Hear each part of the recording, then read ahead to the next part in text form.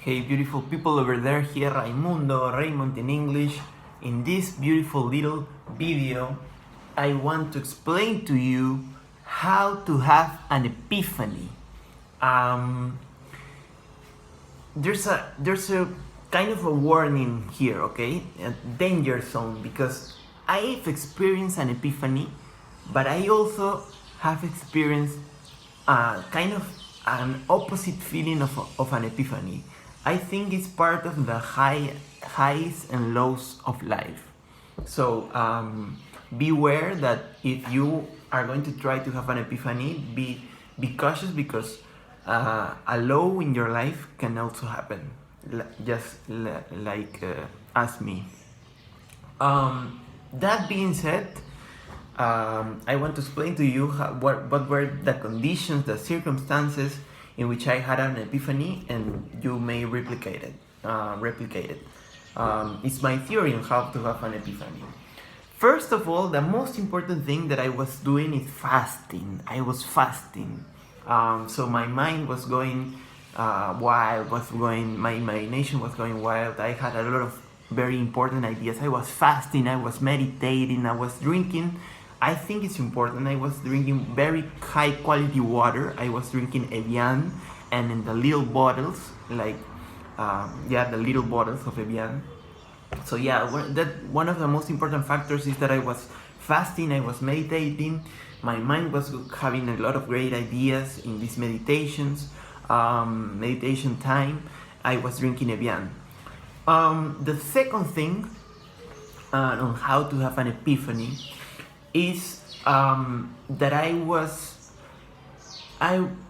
the second thing, also important, is that I was in kind of a momentum in nutrition, in exercise, and in sleep. It was very important because I had already achieved a great length of time in which my body was sleeping well, was eating well, and was exercising. I was going out for runs probably every morning. Probably every morning. I was going for 20-minute runs, more or less. And I was eating very well. I was eating a lot of vegetables. And I was fasting from those vegetables, and I also was sleeping very well. All the required hours of sleep. That's also very important. A very important circumstance. I was having healthy momentum on my life, then there's another important factor on how to have an epiphany. I already said fasting. Then there's solitude time with myself. You can replicate it by just at least having time on your side and having time thinking for yourself. I mean, not in a rush, but just be laying back in your bedroom, in your bed, and thinking, just thinking for yourself, having time of solitude, time with yourself. So that's a very also important thing that I was doing. I already had like 2 years, almost 2 years, living by myself out of my parents' house.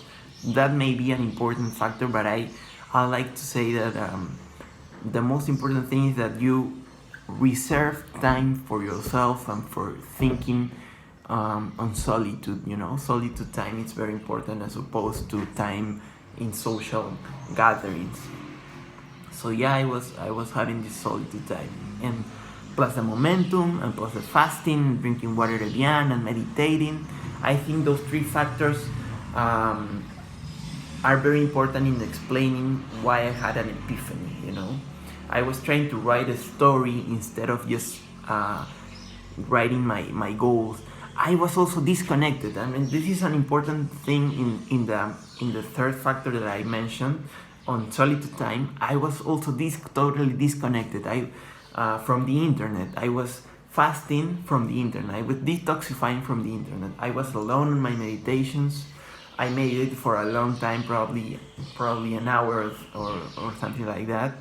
And yeah, I was trying to write my goals, but instead something occurred to me, and I said, it's better to write a story of what I want to achieve instead of just goals. That I don't maybe I don't recall at all times. And a story is very very beautiful. You can recall it at any time. So yeah, those are the things that I did in order to have an epiphany. I want to replicate it myself. I don't know when, but I want more epiphanies in my life, and I also want more epiphanies in your life. Thank you very much for watching.